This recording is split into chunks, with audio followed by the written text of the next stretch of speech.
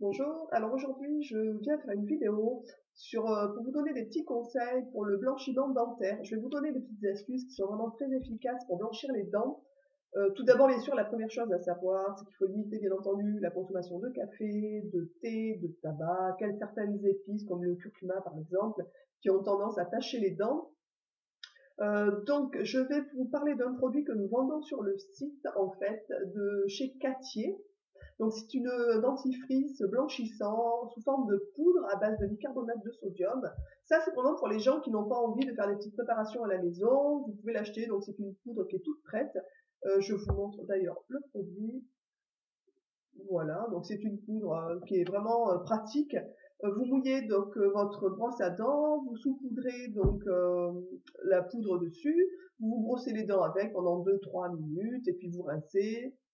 Vous allez voir, c'est un goût qui est assez agréable et c'est pratique aussi, notamment quand on est en déplacement, on peut le glisser dans la trousse de toilette et on peut l'utiliser. On peut donc s'en servir en cure. Par exemple, vous en faites pendant 5-6 jours et ensuite ben, vous le faites en entretien 1 à 2 fois par semaine. Ensuite, je vais vous parler donc de certains produits qui sont vraiment très très efficaces pour le blanchiment dentaire. À commencer donc par le bicarbonate de sodium que je pense tout le monde a à peu près à la maison, ou si vous en avez pas, vous pouvez l'acheter. C'est vraiment quelque chose qui coûte pas très cher, qui est utile pour beaucoup de préparations.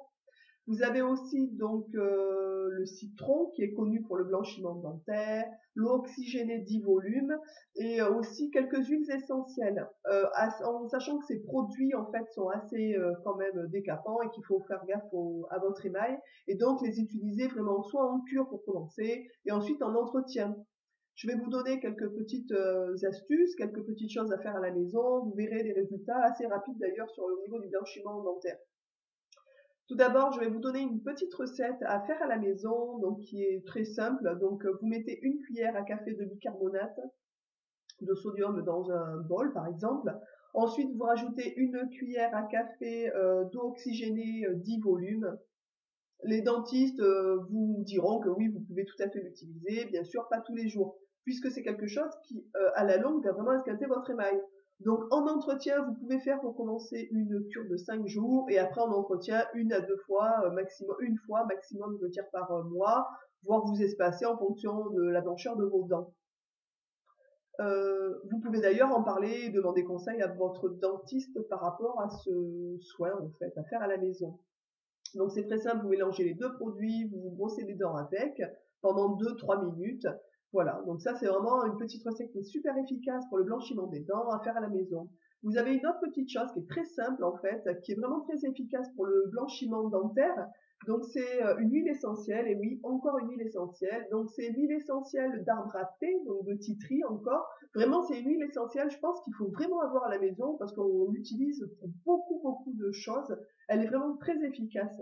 Donc je rappelle que c'est une huile essentielle qui est donc antibactérienne. Elle désinfecte donc la cavité buccale et elle lutte aussi donc contre le tartre et rend les dents plus blanches.